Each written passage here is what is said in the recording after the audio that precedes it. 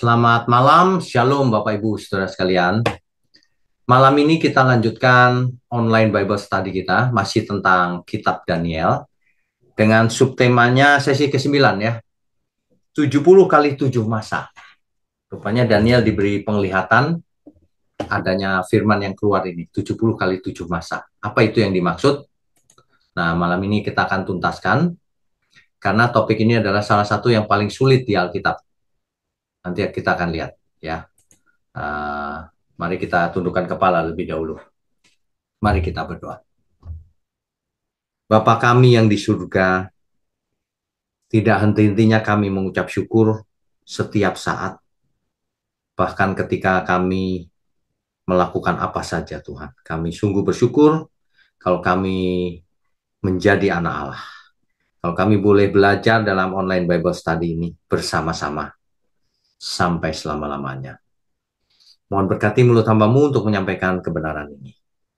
Yang di dalam nama Tuhan Yesus kami berdoa. Amin. Malam ini adalah sesi ke-9 Kitab Daniel. 70 kali 7 masa. Ya. Bapak Ibu, kita lanjutkan pembacaan Alkitab kita yaitu pasal ke-9. Nah, pasal ke-9 ini mulai dari ayat 1 sampai 3, kita baca dulu ya. Pada tahun pertama pemerintahan Darius, anak Ahasveros, dari keturunan orang Media, yang telah menjadi raja atas kerajaan orang Kasdim. Jadi, di tahun pertama pemerintahan Darius ya. Pada tahun pertama kerajaannya itu, aku, yang dimaksud aku di sini Daniel, memperhatikan dalam kumpulan kitab jumlah tahun yang menurut firman Tuhan kepada Nabi Yeremia akan berlaku atas timbunan puing Yerusalem, yaitu 70 tahun. Lalu aku mengarahkan mukaku kepada Tuhan Allah untuk berdoa dan bermohon, sambil berpuasa dan mengenakan kain kabung serta abu. Ini ayat 1-3. Jadi ini adalah masa yang sama di pasal 6, yaitu pemerintahan Darius. Ya. Kemudian Ahasveros di sini, ingat ya, di Alkitab itu nama-nama itu banyak yang kembar, sama. Jadi jangan waktu dengar Ahasveros lalu itu suaminya Esther gitu. Belum tentu. Karena zamannya beda. Zaman yang ini 50 tahun sebelum Esther. Jadi Ahasveros di sini bukan Ahasverosnya Esther ya. Daniel menyadari ketika itu, ketika ia membaca kitab Yeremia, ya, ia menyadari bahwa 70 tahun waktunya dalam pembuangan. Jadi segera tiba waktunya. Entah ketika itu sudah berapa tahun ya. Nah, di Nabi Yeremia kita sudah bahas di sesi-sesi yang lalu. Di Yeremia pasal 25 ayat 11 dan 12, pasal 29 ayat 10 tentang nubuatan bahwa Israel akan dibuang di Babel selama 70 tahun. Baru kembali lagi.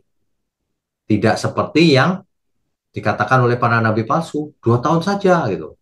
Nah, padahal 70 tahun ya. Itulah sebabnya Daniel berdoa untuk bangsanya. Ia mengaku berdosa, mohon ampun.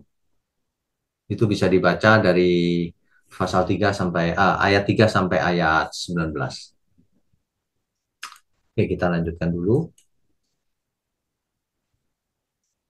Saudara bisa baca ya, nanti doanya Daniel ini.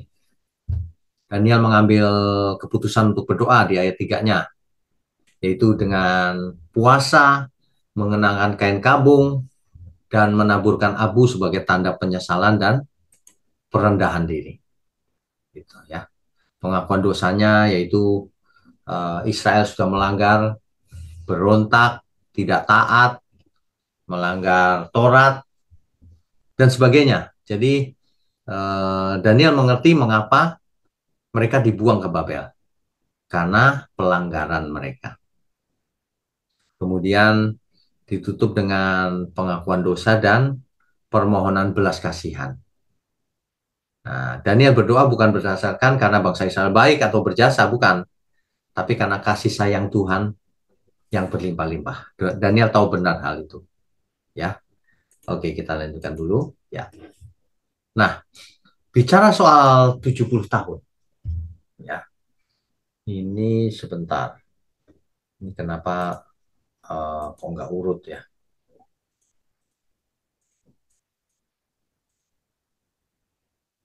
Eh, Sebentar. Oke. Jadi bangsa Israel akan dibuang selama 70 tahun baru kembali ke Yerusalem. Begitu ya. Oke, berarti benar ini slide-nya. Nah, soal 70 tahun ini ada beberapa tafsir. Kemungkinan, saudara. Kemungkinan yang pertama, dimulai dari awal pembuangan, yaitu sekitar tahun 605 sebelum Masehi. Ketika Nebukadnezar, Raja Babel pertama kali menyerang Yerusalem. Dihitungnya dari situ, teori yang pertama, tafsir yang pertama. 70 tahun dari situ. Jadi ketika Nebukadnezar, Raja Babel pertama kali menyerang Yerusalem, beberapa orang Yahudi termasuk Daniel dan Sadrak Mesak Abednego itu dibawa ke Babel sebagai tawanan. Ini sering dianggap sebagai permulaan dari pembuangan 70 tahun. Ya. Sedangkan puncak pembuangannya itu 586. Raja Nebukadnezar balik lagi nyerang Yerusalem lagi. Kali ini kota Yerusalem hancur. Juga bait Allahnya dihancurkan. Sehingga sebagian besar penduduk Yerusalem dibawa ke Babel. Gitu ceritanya, saudara. Uh, Kemudian akhir pembuangan itu 539 sampai 538. Kira-kira tahun itu, maka kerajaan Babel jatuh ke tangan Persia, yaitu Kores, Raja Persia. Sehingga pada tahun berikutnya, 538 sebelum Masehi, Kores mengeluarkan dekrit yang mengizinkan orang Yahudi kembali ke tanah mereka dan membangun kembali Bait Allah di Yerusalem. Ini menandai akhir resmi dari masa pembuangan. Jadi ini sudah sering kita bahas nih di sesi-sesi yang lalu. Di kitab Yeremia, ya, sudah kita sering bahas. Jadi harusnya saudara sekalian sudah familiar, tidak ada yang aneh ya. Nah, kalau kita hitung 70 tahun, itu antara tahun 605 sampai 538 sebelum Masehi, kita mendapatkan 67 tahun, bukan 70. Tapi kita harus ingat, Alkitab itu bukan kitab matematika. Jadi kurang lebih pembulatannya mendekati sekitar gitu kira-kira. Jadi angka 70 tahun itu dipahami sebagai periode ini. Ini adalah tafsir yang pertama, kemungkinan pertama yang dimaksud 70 tahun. Kemungkinan kedua, ada juga pandangan yang melihat bahwa puncak pembuangan itu yaitu kehancuran Yerusalem dan Bait Allah pada tahun 586 sebelum Masehi. Diawali di situ ngitung 70-nya. Hingga selesai pembangunan kembali Bait Allah pada tahun 516 sebelum Masehi. Nah, kalau dihitung itu juga mendekati 70 tahun. Ya. Kemungkinan lain lagi. Kemungkinan yang ketiga, meskipun ada sedikit perbedaan angka dalam perhitungan, 70 tahun, dianggap sebagai periode yang simbolis, artinya figuratif, menggambarkan masa penghakiman yang penuh atas Israel. Israel dibuang, dihakimi, dihukum 70 tahun lamanya. Kira-kira gitu.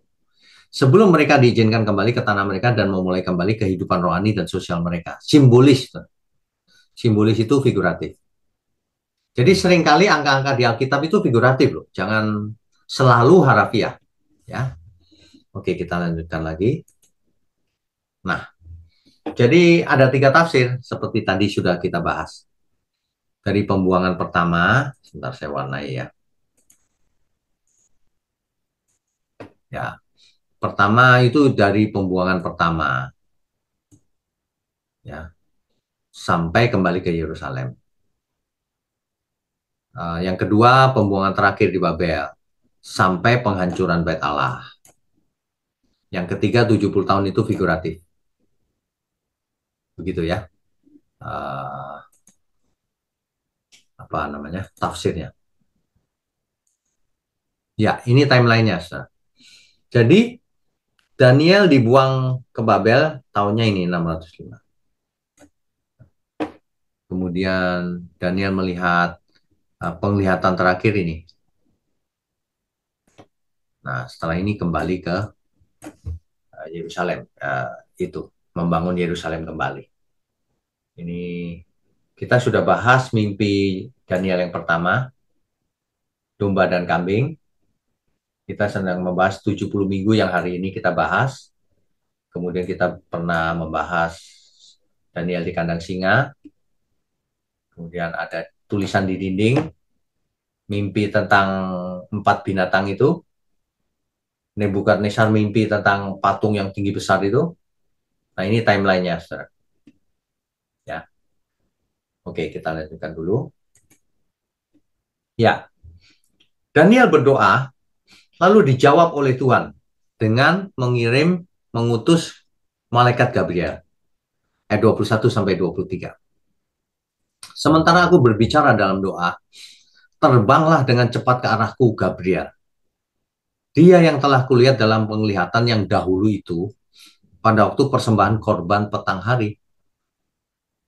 Lalu ia mengajari aku dan berbicara dengan aku, Daniel, sekarang aku datang untuk memberi akal budi kepadamu untuk mengerti. Ayat 23. Ketika engkau mulai menyampaikan permohonan, keluarlah suatu firman, maka aku datang untuk memberitahukannya kepadamu. Sebab engkau sangat dikasihi. Jadi rupanya ketika Daniel berdoa, ada firman Tuhan kepada Gabriel, sehingga Gabriel datang untuk memberitahukan kepada Daniel. Sebab engkau sangat dikasihi, rupanya Daniel sangat dikasihi Tuhan. Ya. Jadi camkanlah firman itu dan perhatikanlah penglihatan itu. Nah, ini dia. Ya. Perhatikanlah penglihatan itu. Oke, kita lanjutkan. Ya, ayat 24.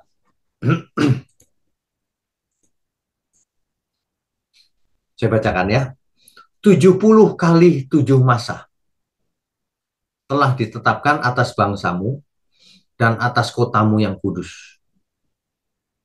Untuk melenyapkan kefasikan, untuk mengakhiri dosa, untuk menghapuskan kesalahan, untuk mendatangkan keadilan yang kekal, untuk menggenapkan penglihatan dan nabi, dan untuk mengurapi yang maha kudus. Jadi untuk semua itu, waktunya ada 70 kali 7 masa. Gabriel menjelaskan bahwa dalam 70 kali 7 masa, 70 kali 7 hari itu 70 minggu. Kalau dalam hari 490 hari. Hari seringkali ditafsirkan di zaman itu sebagai tahun. Jadi 490 hari itu 490 tahun. Tafsirnya begitu, ya. Apa? Dalam waktu itu nanti kefasikan akan lenyap. Dosa diakhiri, kesalahan dihapuskan, keadilan yang kekal didatangkan, menggenapi penglihatan nabi, mengurapi yang maha kudus. Apa ini? Nah, tentu ada hubungan dengan Mesias ini, saudara. Ya, keselamatan kekal. Oke, kita lanjutkan dulu. Ya. Nah, ini intinya di sini nih. Di ayat 25 sampai 27. Kita baca perlahan-lahan ya. Ayat 25 sampai 27. Maka ketahuilah dan pahamilah. Dari saat firman itu keluar, yakni bahwa Yerusalem akan dipulihkan dan dibangun kembali, mulai dari Yerusalem dipulihkan dan dibangun kembali ya, sampai pada kedatangan seorang yang diurapi, seorang raja. Nah, ada berapa? 7 kali 7 masa. 7 minggu, saudara. Ya, karena 7 masa itu 7 hari. Jadi 7 kali 7 hari. 7 kali 1 minggu. 7 minggu. Jadi sejak Yerusalem itu rencananya dibangun, dipulihkan, sampai dengan kedatangan raja yang diurapi ya, itu ada 7 minggu dan 62 minggu lamanya. Kota itu akan dibangun kembali dengan tanah lapang dan paritnya, tetapi di tengah-tengah kesulitan. Jadi ada berapa, saudara? Sejak Yerusalem direncanakan dekretnya keluar mau boleh dibangun lagi, sampai Mesias, ada berapa? 7 minggu ditambah 62 minggu. Berarti 69 minggu. 69 minggu Mesias datang, kemudian 1 minggu sisanya jadi 70 minggu totalnya. Itu penglihatan ya. Artinya apa? Nah ini sangat sulit, saudara. Semua ahli kitab mencoba mencari maknanya, tafsirnya. Tapi malam ini kita akan lihat kenapa banyak orang tidak mengerti. Ya. Nah, ayat 26. Sesudah ke-62 kali 7 masa itu, sesudah 62 minggu. Kan ada 7 minggu, ada 62 minggu.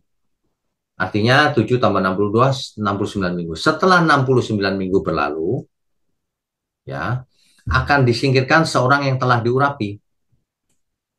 Jadi seorang yang telah diurapi tadi disingkirkan. Mesias itu akan dibunuh. Kira-kira begitu tafsirnya ya.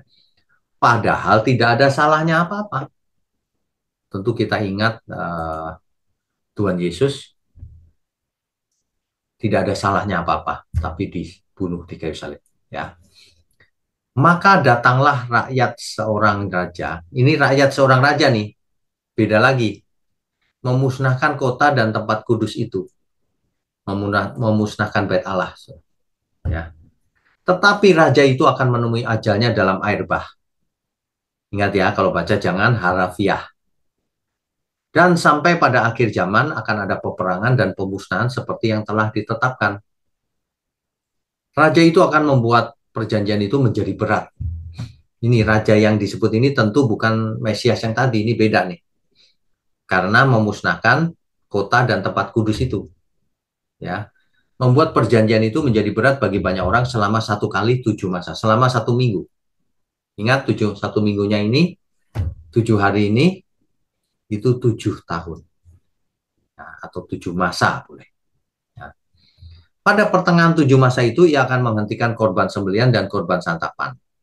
Dan di atas sayap kekejian akan datang yang membinasakan. Sampai pemusnahan yang telah ditetapkan menimpa yang membinasakan itu.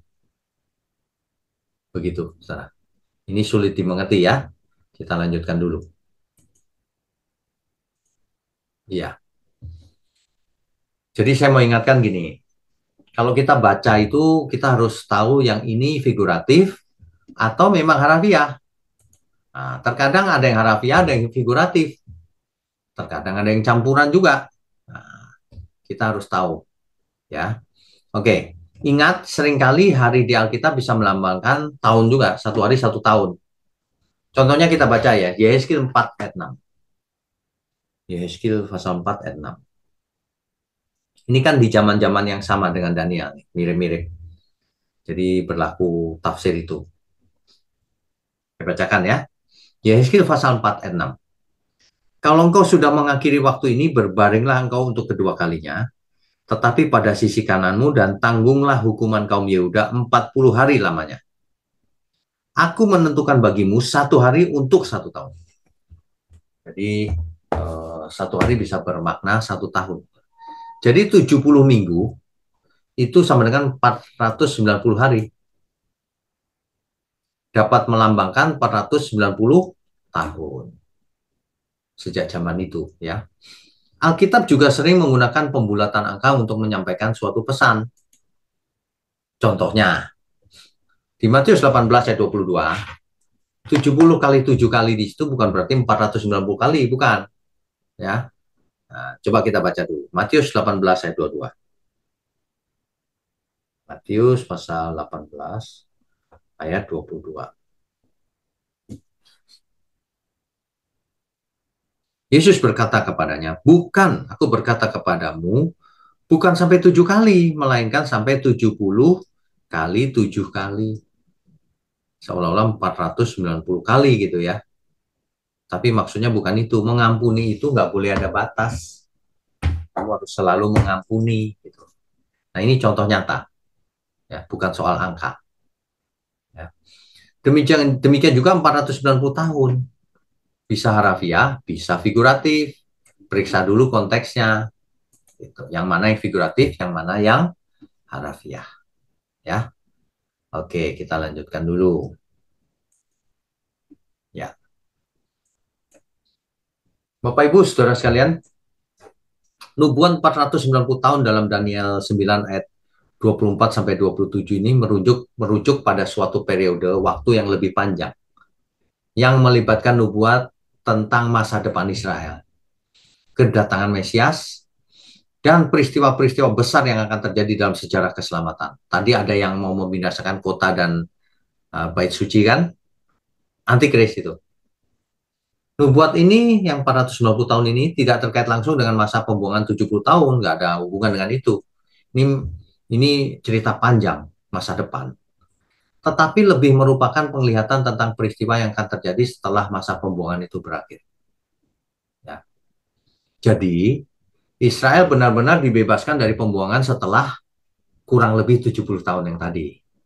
Memang, ya, sesuai dengan nubuatan Yeremia.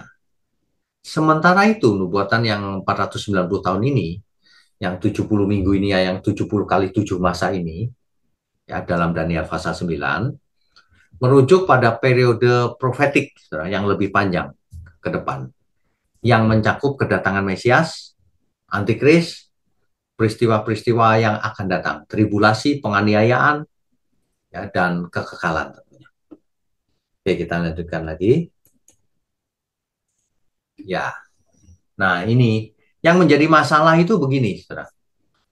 Yang dimaksud 70 minggu ini dihitung dari mana? Nah, ini yang jadi masalah. Ya, itu masalah pertama tuh. Coba kita baca ayat 25.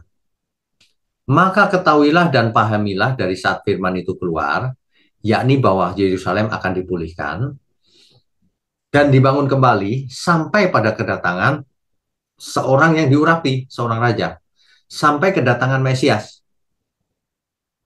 Jadi sejak dekrit dikeluarkannya Yerusalem boleh dipulihkan, sampai kedatangan Mesias, ada 7 kali 7 masa. Ini dia. 7 kali 7, 7 kali 7 masa. Ya, ini 7 minggu maksudnya. 7 kali 7 hari, 7 minggu. Dan 62 kali 7 masa, 62 minggu. Jadi ada 62 tambah 7, ada 69 minggu ya, saudara ya. 69 minggu. Oke. Nah, kita tahu dari sejarah bahwa ada 3 dekret yang dikeluarkan oleh Persia tentang izin kembalinya umat untuk membangun kembali Yerusalem. Yaitu yang pertama tahun 539 sebelum Masehi, 458 sebelum Masehi, dan 444 sebelum Masehi. Rupanya 3 kali dekret itu. Ya.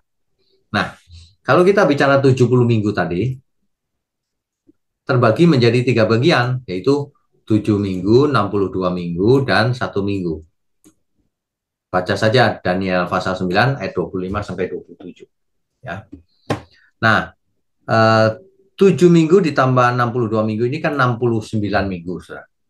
Sejak dekret itu dikeluarkan sampai Mesias itu ada, itu 69 minggu. Ya. Ini 69. 69 minggu ini kalau dijadikan hari 483 hari. 483 hari ini melambangkan 483 tahun. Ingat ya, 1 hari sama dengan 1 tahun. Nah, jadi 483 tahun setelah 458 Masehi adalah tahun 26 Masehi. Apa itu? Tepat pada waktu Yesus dibaptis dan mulai melayani. Rupanya nubuatan Daniel ini tepat sekali, saudara. Ya. Jadi dekret yang dikeluarkan tahun 458 itu supaya Yerusalem dipulihkan, orang-orang diizinkan balik, itu ternyata kalau dikurangi 70,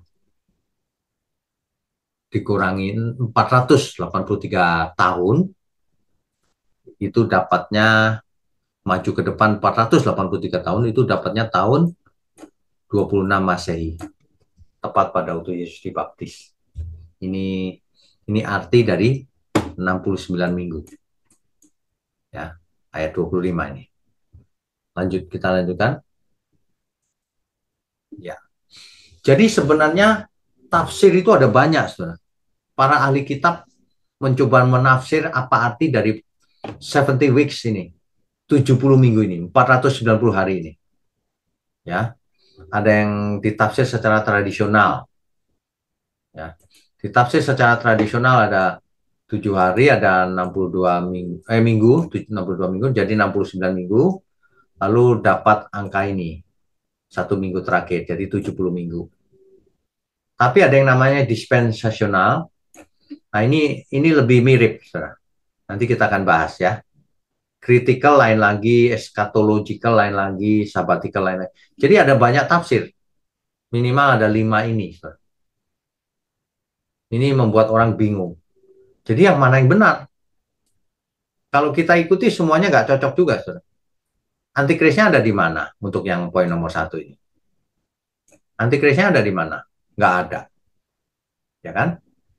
Yang kritikal juga gitu. Antikrisnya mana? Eschatological mendingan. Jadi sejak Raja Kores sampai Antikris itu ini, ya.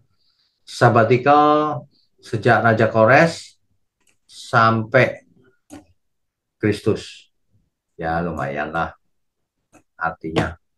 Tapi yang kita perlu mengerti adalah begini, saudara. Ini saya gambar sendiri. Kembali dari dekret dikeluarkannya bahwa Yerusalem boleh dipulihkan. Ini tahunnya, ya. Kemudian 7 minggu ditambah 62 minggu dapat titik ini. Itu adalah 69 minggu dalam hari 483. Hari artinya tahun ya. Nah, ternyata itu adalah tahun di mana Yesus dibaptis. 26 Masehi. Nah, yang menjadi masalah adalah ini kan totalnya sudah 69 minggu ini. 1 minggunya ini, saudara, 7 masa ini jadi masalah. Kenapa? Karena sejak 26 Masehi sampai hari ini 2024. Kan belum selesai. Belum kedatangan Tuhan Yesus yang kedua kali. Jadi nggak cocok. Nah, tapi dari sini sampai sini cocok. Ya. Sedangkan 1 minggunya ini sepertinya figuratif. Atau 1 minggunya ini terjadi di masa depan. Nah, jadi 70 minggunya itu yang 69 minggu sudah tergenapi, tapi yang 1 minggu belum tergenapi padahal sudah lewat ribuan tahun. Nah, yang penting adalah kita ada di masa 1 minggu terakhir ini, di mana ada antikris, di mana kita sedang menunggu kedatangan Tuhan Yesus yang kedua kali. Nah, dari sini sampai sini, inilah 70 minggu tanda kutip figuratif, sebab 483 tahunnya rupanya harafiah, literal, bisa literal maksudnya, ini buktinya. Tapi yang 1 minggu terakhir ini jelas bukan literal atau harafiah, tetapi figuratif. Ada suatu masa di mana nanti ada antikris, atau sudah pernah ada antikris, dan tinggal nunggu kedatangan Tuhan Yesus. Seperti mimpinya Nebukadnezar, patung yang besar itu, kita ada di ujung, tinggal menunggu kedatangan Tuhan Yesus. Nah, demikian juga dengan nubuatan 70 minggu ini. Yang 69 minggu sudah terjadi sampai zamannya Tuhan Yesus dibaptis. Nah, setelah itu sampai hari ini, 1 minggunya tidak cocok kan? Kok lama sekali? Rupanya itu figuratif. Suatu masa yang tidak diketahui kapan Tuhan Yesus akan datang lagi. Dan itu dijelaskan di banyak ayat. Ia akan datang seperti pencuri di malam hari. Gitu. Itu sebabnya tidak bisa dihitung dengan nubuatan 70 minggu ini. Sebab kalau 70 minggu ini harafiah atau literal, maka kita tahu dong kedatangan Tuhan Yesus kapan. Nah, jadi begitu, saudara. Saya harap ini sangat jelas ya. Jadi Jadi begitu, saudara. Sejak dikeluarkannya dekret, 483 tahun kemudian, yang merupakan simbol 69 minggu, 483 hari, itu sampai Yesus dibaptis.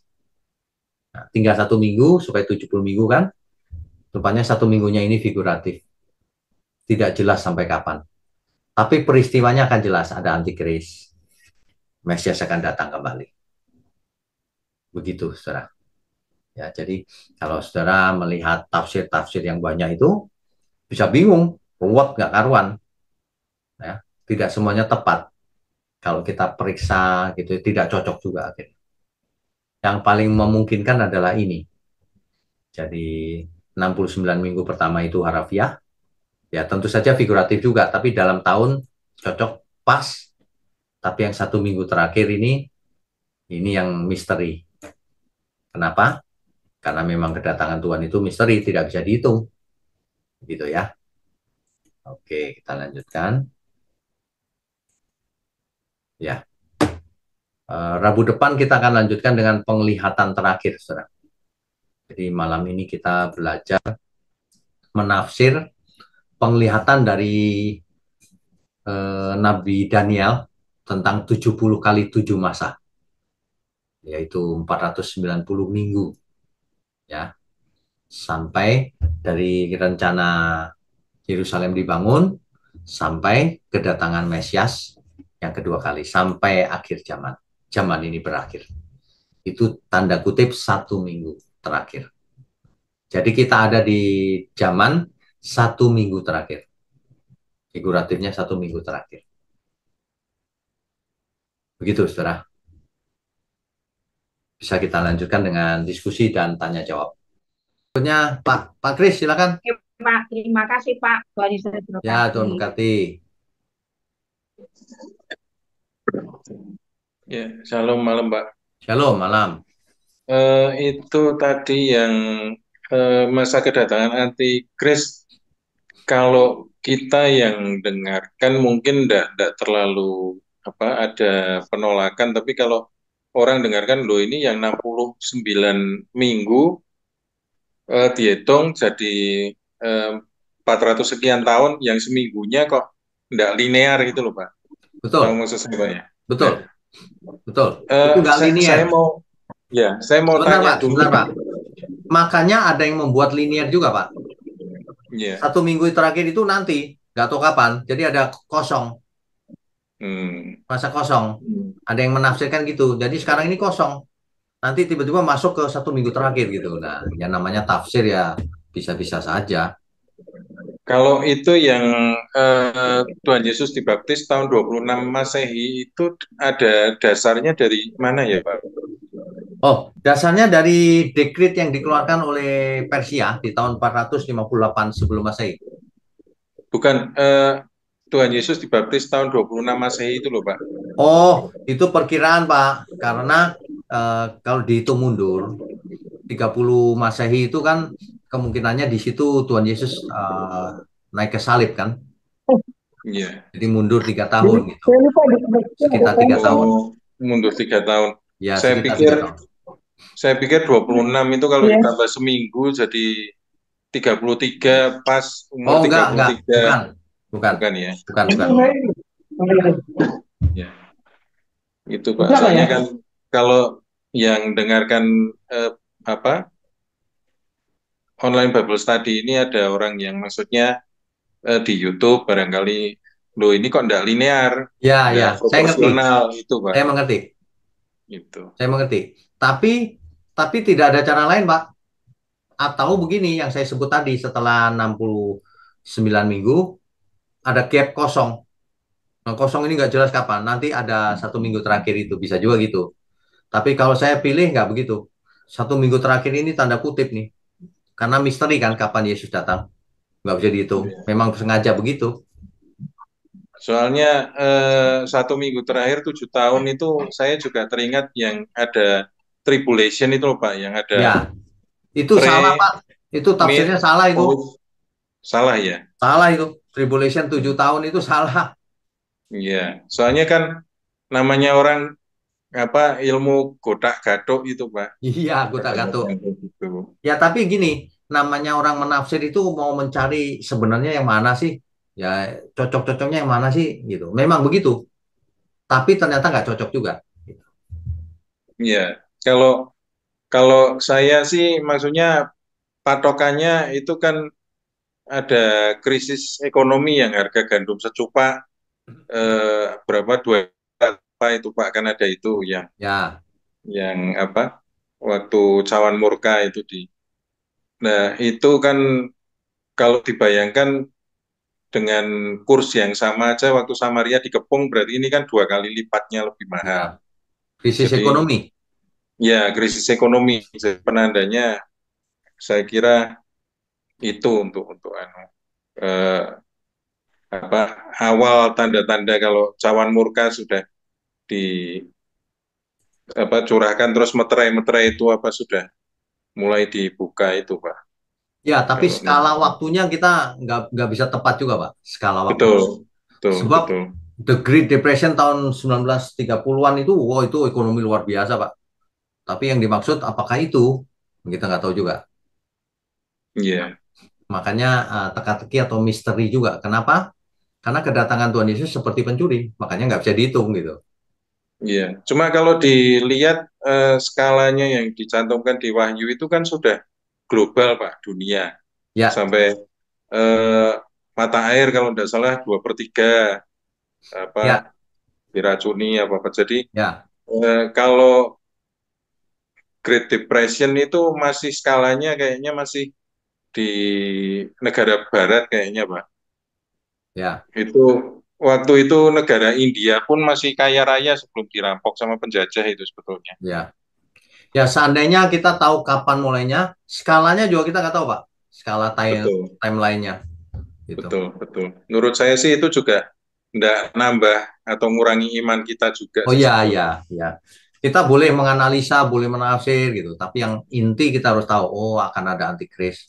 Ya kalau Iya, zaman sekarang sudah ada. Kalau dulu kan waktu ditulis itu belum ada. Gitu. iya. Dan poinnya yang tadi Pak Wignya sempat bilang kita mesti berjaga-jaga terus itu ya itu. Ya itu yang paling penting sebenarnya. Iya. Ya. Saya rasa itu aja Pak saya Pak. Terima Oke, kasih, terima Om kasih. Gati. Bu Meme, silakan. Shalom Pak Winos, selamat malam. Shalom, Ya Pak, malam. saya ada dua pertanyaan nih Pak. Ya, Satu yang singkat, satu lagi soal anak nanti ya Pak ya. Yang ya. kedua, yang pertama ini Pak, saya tanya aja Pak, kenapa ya Pak angka 7 ini digunakan lebih banyak daripada angka yang lainnya Pak dalam Alkitab? Oh, 7 itu simbol, Bu. Oh, Simbol simbol aja. angka yang 7 itu artinya sempurna atau lengkap. 7 itu artinya sempurna atau lengkap. Kan jumlah hari juga 7 buktinya. Hmm. Ya kan? Nanti ada di kitab Wahyu ada 7 roh Allah. Bukan berarti Allah ada 7, bukan. Kehadirannya lengkap sempurna. Gitu. 7 itu angka sempurna maksud. Oh, berarti ada kaitannya dengan penciptaan hari pertama sampai hari Ya, ketujuh ya Pak ya? ya betul. Oh iya, iya, iya baru nyambung. Iya Pak, Ya. makasih Pak. Yang Yang, kedua ini yang Pak, kedua, iya, anak saya kan Pak, laki-laki ada umur 8 tahun. ya, Terus dia nanya gini, kalau dia buat nakal, saya selalu eh, ngingati dia, jangan buat nakal gitu, belajar menjadi orang baik gitu Pak. oke. Terus dia bilang gini Pak, kok susah kali ya Mami buat baik? Nah, nanti kalau dia buat jahat atau buat nakal, dia baru sadar eh, nggak boleh buat nakal gitu. Terus Ya, dia tanya saya Pak gini, Mami sebenarnya saya ada di sini, Mami yang mau atau Tuhan yang mau gitu loh Pak pertanyaannya. oke. Baik. Kalau Pak penjelasannya saya bingung juga. Jawab aja begini. Ya Itu Pak. itu Tuhan yang mau melalui Mami, ya. Tuhan yang mau melalui Mami gitu aja. Iya Pak, terus dibilangnya gini Pak, kalau Tuhan itu Pak, Tuhan itu Mami eh, menciptakan manusia itu, kenapa sih ada kejahatan? Kenapa saya buat jahat gitu, nakal gitu? Oke. Baik. Tuhan tidak menciptakan manusia dengan kejahatan. Iya, iya Pak. Yang jahat manusianya nggak mau nurut. Sama dengan begini. Kenapa sih mami ngelahirin aku jahat? Enggak, mami ngelahirin waktu bayi nggak jahat. Kenapa kamu sekarang nakal? Makanya jangan nakal, gitu. Kan anak ini nakal atau enggak kan terserah dia, bukan terserah maminya. Mm-mm. Maminya maunya nggak nakal, gitu. Jadi ditumbuhkan rasa tanggung jawabnya anak ini. Biar aku mau belajar, gitu. Iya Pak, Ya, tapi dia dia ada pikiran negatif selalu Pak gini. Ah, udahlah kalau aku buat nakal nanti masuk neraka, aku lebih baik bunuh diri gitu loh Pak. Masih umur 8 tahun loh Pak. kasih tahu begini. Kalau bunuh diri juga masuk neraka. Iya kan? Iya Pak ada, iya. Nggak boleh. Nggak boleh bilang begitu. Kita hidup harus nurut, taat, berbakti sama orang tua, baik-baik. Kalau nggak sengaja buat salah, minta ampun lagi, belajar lagi, gitu terus. Ya. Iya Pak, iya Pak. Hmm. Kalau menurut Bapak, anak seperti ini biasa kah atau gimana ya Pak ya? Usia berapa? 8 tahun Pak. Hmm. Mesti diajarin. Kalau malam berdoa, ya. Mesti diajarin. Kalau mau tidur berdoa. Tuhan terima kasih untuk hari ini. Terima kasih mama papaku. Baik, terima kasih gitu. Diajarin yang sederhana. Iya Pak. Biar dia mulai terbiasa sadar bahwa dia punya Tuhan. Iya Pak. Ya. Iya. Ah, Terima kasih ya Pak oke. pencerahannya. Ya, Tuhan Berkati. berkati. Pak Terry, silakan Pak. Malam Pak Winyo. Malam. Ya, ini saya cuma terbesit aja. Hubungannya tentang orang-orang Majus dari timur gitulah ya. Ya, Mereka bisa tahu kedatangan seorang raja ya. Nah, ya. apakah ini diinspirasi oleh itu si Daniel gitu? Oh, baik. Kalau Ah, menurut Alkitab, ah, ah. dia hitung-hitung dari posisi bintang. Ada bintang yang Hmm, beda ketika itu bergerak. Jadi memang hmm, ahli perbintangan kan, astrolog. hmm. Nah, rupanya Tuhan pakai orang-orang ini untuk menjadi penunjuk jalan ke siapa Mesias. Gitu. Ah, ah. Tuhan pakai peristiwa di langit untuk Oh, mengasih tahu si astrolog ini. maksud saya, apakah orang-orang Majus ini kan dulu kan si Daniel ini kan pernah ini melayani raja, dia sebagai orang yang berkuasa, Ya, berhikmat gitu loh. ya. Nah, secara tulisan-tulisannya itu bisa apakah ada sangkut pautnya nggak gitu kira-kira Pak?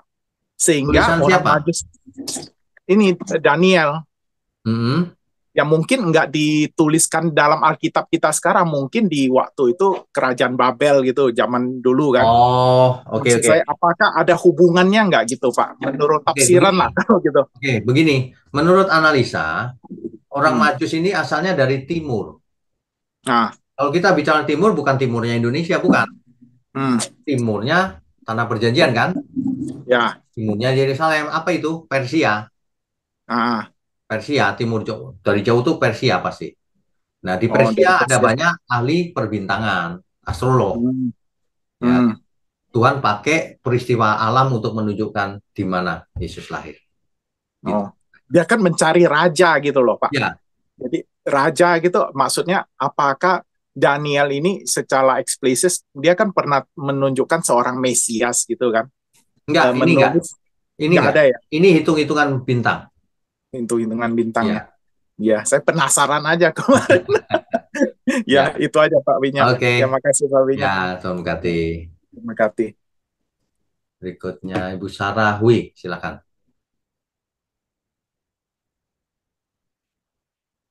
Halo Bu. Oke, mungkin belum siap. Bapak Oh, sudah. Shalom. Shalom, shalom ya. Ya, Pak, saya mau nanya pertanyaan ini, tapi di luar hal tentang tentang Daniel, boleh ya, Pak?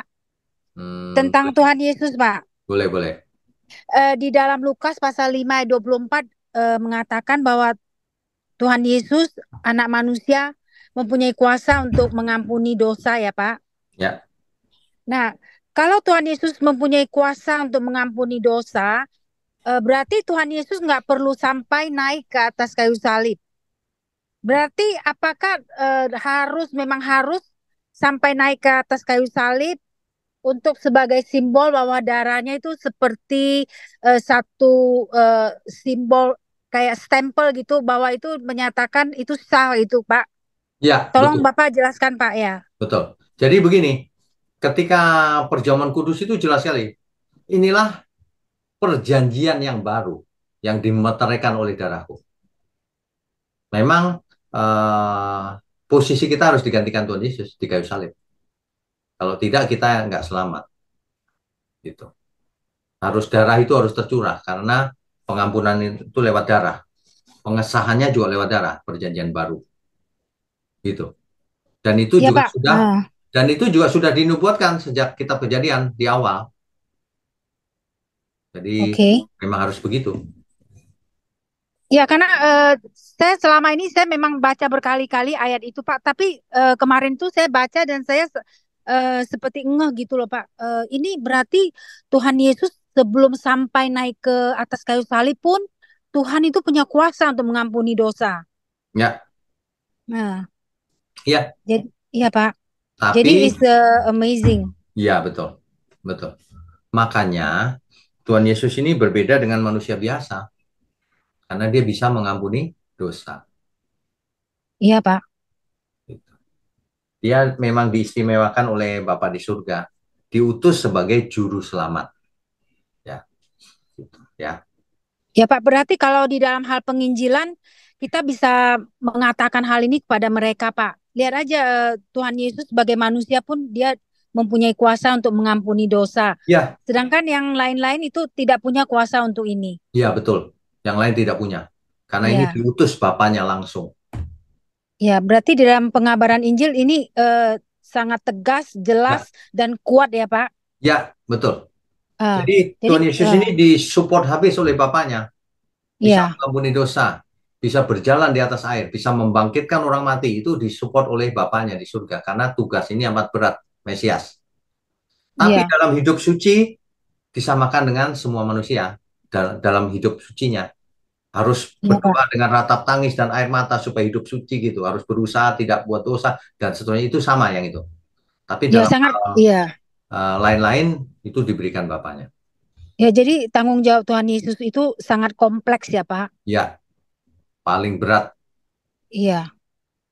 Yang tidak ada pada Siapapun. macam seperti ya siapapun yang pernah menjadi siapa gitu Ya, mengabarkan agama apa gitu. ya. Beda Bu. Kalau yang lain Ya. kan manusia biasa.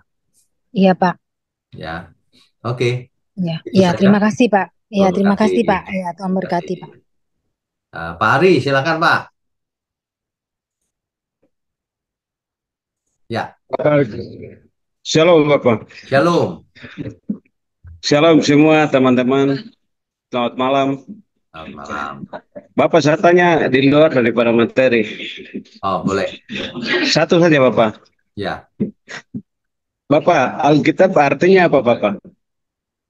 Alkitab itu sebutan dalam bahasa Indonesia. Dalam bahasa lain, the Bible bahasa Inggrisnya. Dalam teks asli dalam istilah lain, Biblos artinya kitab. Jadi kalau mau diterjemahkan gampang saja kitab suci gitu aja. Kitabnya Tuhan, Baik. kitab suci gitu saja. Ya. Ada lagi Pak Pari? Itu saja Bapak. Terima Oh kasih itu banyak. saja. Oke. Tuhan berkati. Shalom. Tinggal satu yang terakhir. Pak Mulyono. Malam Pak Wiknya. Selamat malam. Pak, ini eh, pengertian di Kitab Perjanjian Lama itu kan Bapak sering bicara bahwa alurnya semua itu menuju ke Kristus kan gitu kan Pak. Mulai Betul. dari Kejadian sampai Betul. Abraham itu semua mengarah ke Kristus. Betul. Nah, saya lihat di kitab-kitab yang terakhir ini seperti nabi-nabi itu Pak. Itu nggak ada satupun yang mengarah ke keturunan untuk ke Kristus ya Pak ya. Rasanya nabi-nabi ini diambil acak gitu ya Pak untuk mengarah Oh, ke Kristusnya. Itu nabinya, gimana Pak? Iya, nabi-nabi iya, ini. Oh iya. iya Pak, tidak harus keturunan Mesias. Nabi bisa dari mana saja. Kalau kita lihat petanya ya Pak, Iya. Nabi itu ada yang wilayahnya di utara pelayanannya, ada yang di barat, ada yang di selatan, ada yang di Babel, menyebar, Pak. Memang begitu sebarannya. Jadi bukan dari garis keturunan ya, tapi pasti Bukan. dari Yahudi ya semua. Oh, pasti. Dari, nah, Pasti. jadi nggak ada yang di luar Yahudi, Pak. Nabi-nabi itu. Setahu saya nggak ada. Hmm. Ya, ya. Oke. Terus yang kedua, Pak, Ya. mengenai nabi-nabi ini juga, Pak. Di Alkitab tuh saya nggak pernah menemukan satu kesalahan ya, Pak ya. Seperti kayak Daniel ini kan rasanya yang ditulis di Alkitab itu tidak pernah berbuat salah gitu ya, Pak. Apa memang Alkitab tuh nulisnya seperti gitu, Pak? Tidak juga. Alkitab kalau salah disebut salah, Pak. Kalau enggak disebut enggak. Tapi di Contohnya Daniel ini nggak ada, Pak. tidak tertulis salahnya. Contohnya gini deh, Pak. Raja Daud salah ditulis apa adanya, iya Iya, kan? Nah, iya. kalau nggak ditulis artinya memang tidak ada salahnya, Pak. Hmm. Saya dengar nabi-nabi ini jarang berbuat salah, Pak. Seperti kayak raja banyak yang ditulis berbuat salah ini. Tapi kalau nabi kok enggak ya, Pak? Enggak pernah Nggak saya juga, lihat. Pak. Hah? Elia sampai ketakutan lawan itu kan, Oh diancam iya, sama, ya kan? Nggak juga, iya, iya, iya. nggak juga, Ya, ya. ya. Ya, ya udah itu aja, Pak. Itu aja. Ininya. Oh Ya, ya, itu aja. oke. Makasih. Tuhan berkati. Ada lagi, silakan. Oh, itu nggak nanya ya. Rebecca ikut nggak malam ini? Nggak ada kayaknya. Ada ya? Rebecca suka nanya biasanya. Nggak ada Tapi kayaknya. nggak. Oh, nggak nanya. Oh, nggak nanya. Rebecca, Tanya satu pertanyaan nggak, Pak? oh, Satu aja, boleh. Pak. Tanya, silakan. Jadi, eh, kayak gini, Pak. Saya kan di sekolah banyak sekali tugas, loh, Pak. Terus saya juga punya BLS. Jadi kadang-kadang kalau mau doa gitu ya, itu dipersulit gara-gara waktunya mepet banget gitu. Itu kita, itu saya harus ngapain, Pak ya? Maksudnya bagaimana ya? Mau doa tapi waktunya mepet gitu ya? Iya, Pak. Betul, Pak. Oh, doa kan tidak harus bersiap-siap mandi dulu dan sebagainya kan enggak. Doa Loh, kan bisa langsung dari hati bicara langsung. Jadi meskipun waktunya mepet, bahkan ketika misalnya kamu sedang mengerjakan soal gitu kan, kamu bisa bicara sama Tuhan. Kan berdoa nggak harus menutup mata, melipat tangan sambil Tuhan apa kan bisa, nggak masalah nggak, Pak. Nggak ya. harus kayak mandi dulu bersih gitu. Nggak. Yang penting Nggak. hatimu harus bersih, hatinya bersih, tulus. Bicara aja di hati sambil kerjakan apa gitu bisa, nggak masalah. Oh, aku pikir itu kayak diskriminasi Tuhan gitu. Soalnya kan biasanya Enggak, kayak, kamu kalau menghadap Tuhan harus kayak gini ya. Kamu harus mandi dulu. Terus oh kamu harus enggak, siap. enggak. Itu orang Yahudi seperti itu. Kalau orang Kristen, yang penting hatinya. Kalau hatinya kotor, biar mandi, direndam sejam juga percuma. Ayat Alkitab berkata, bersihkan dulu hatimu. Kalau mau hadap aku, nggak disuruh mandi dulu, enggak. Gitu, ya. Ya, Ya, terima Ah, kasih, Pak. kamu mesti bersih hatinya, pikirannya tulus saja. Jadi setiap saat ngadap Tuhan siap, gitu, nggak apa-apa. Pak, Berdoa. kalau pas omong sama Tuhan itu tiba-tiba kayak ada kayak pikirannya langsung kayak lewat gitu loh. Kayak misalnya aku lagi Oke, belajar. oke, mengerti. Hah? Ya kalau tiba-tiba ada pikiran apa, ya cepat dibuang dulu, doa lagi gitu. God bless. Oh, ada lagi yang bertanya. Bu Farida. Bu Farida, silakan. Iya Pak, shalom Pak. Shalom. Shalom Pak. Ya, Iya, ini saya mohon izin off cam ya Pak, ya lagi nggak di apa-apa. jalan Pak. Nggak apa-apa, silakan. Iya Pak, saya mau tanya Pak, itu zaman akhir itu apa sama dengan masa tribulasi Pak? Ah, Apa itu masa tribulasi itu satu masa yang berbeda Pak? Oke, begini. Yang namanya zaman akhir adalah suatu zaman. Namanya saja zaman akhir, suatu zaman yang terakhir. Kapan itu? Sejak kedatangan Tuhan Yesus sampai kedatangannya yang kedua kali. Itu zaman akhir ini namanya. Nah, di dalam Iya. zaman akhir ini ada tribulasi. di dalam zaman akhir ini ada masa tribulasi di dalamnya. Ada masa penganiayaan. Gitu. Ada antikrisnya. Oh. Nah, di akhirnya zaman akhir, di akhirnya itulah yang namanya kedatangan Tuhan Yesus yang kedua kali, yang disebut parousia. Tapi orang suka salah nyebut akhir zaman. Ya sama aja, akhir zaman sama zaman akhir, suatu zaman. Itu kedatangan Tuhan. Gitu. Jelas nggak? Oh, jadi masa tribulasi itu ya di dalamnya akhir zaman Di ini ya dalam Pak ya? di dalam zaman akhir ini ada masa tribulasi. Oh, oke. Ya, Terus ini Pak, kalau bicara soal antikris Pak, ya. antikris itu kan berarti anti Tuhan ya Pak ya? Anti terhadap Kristus. Oh, nggak sama dengan anti Tuhan ya Pak berarti? Ya, anti Tuhan Yesus. Kan Kristus itu Tuhan Yesus, nggak ada yang lain. Nah, kalau bilang antikris, berarti kan mestinya Pak dari zaman dahulu itu sudah banyak orang-orang yang anti Tuhan ya Pak, anti Kristus gitu loh Pak. Betul.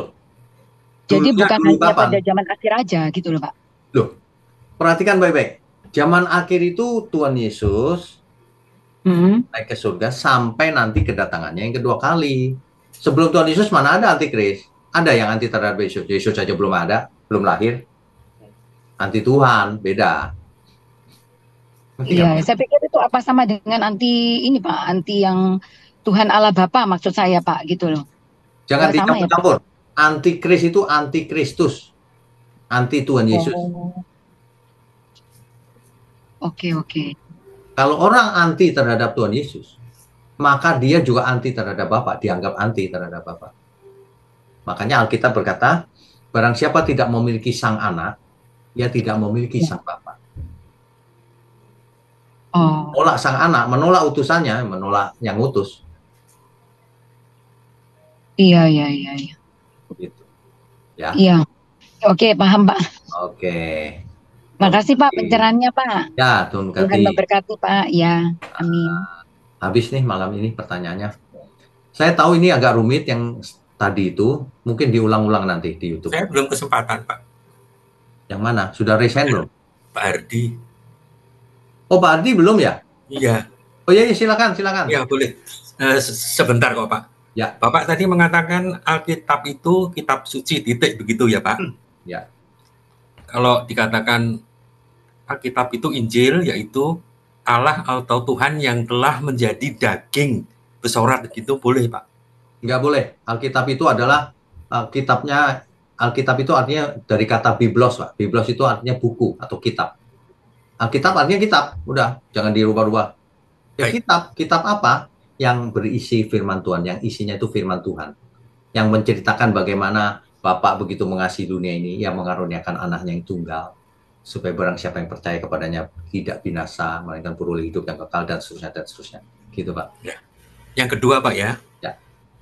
Salem Demut yang kita peroleh ketika ciptaan Tuhan itu, salah satu unsurnya adalah kita memperoleh free will ya, Pak. Ya. Nah, di salah satu pendalaman Alkitab Bapak, saya pernah mendengar Bapak mengatakan doa itu tidak menyembuhkan sakit. Tapi yang benar, jaga pola hidupmu. Begitu kan, Pak? Begini, mungkin itu kalau sebentar, Pak, belum selesai, Pak, sebentar. Oke. Nah, padahal doa yang disampaikan dengan benar itu besar kuasanya. Dan saya meyakini bahwa saya berdoa itu bukan digerakkan oleh Tuhan, bukan di remote control oleh Tuhan, tapi betul-betul tulus dari hati saya. Kalau dikatakan itu kemauan pribadi, ya misalkan saya ingin sembuh, dan saya tahu Tuhan punya kuasa itu. Gitu, Pak. Jadi mohon penjelasan. Baik. Kenapa doa? Baik. Jadi begini, kita orang benar, berdoa sekalipun, kalau Tuhan nggak kasih, tetap aja nggak bisa sembuh. Kalau Tuhan yang tidak kasih. Apa artinya? Artinya keputusan terakhir ada pada Tuhan. Ya. Bukan pada kita. Contohnya, Rasul Paulus digocok iblis 3 kali berdoa minta disembuhkan Tuhan. Tidak, kata Tuhan. Cukup itu. Gitu. Nah, jadi artinya apa? Artinya kita nggak bisa ngotot-ngotot kemauan kita supaya sembuh. Terserah Tuhan. Apakah bisa sembuh? Bisa kalau Tuhan mau. Loh, saya mendoakan orang beberapa kali sembuh juga kok, sakit aneh-aneh sembuh, Pak. Tapi kan nggak selalu begitu, terserah Tuhan. Bukan terserah saya. Ya kan, yang hebat kan bukan saya, walaupun saya cuma doain. Tuhan yang sembuhkan gitu loh, Pak. Maksudnya. Baik. Ya, Pak. Ya. Terima kasih, Pak.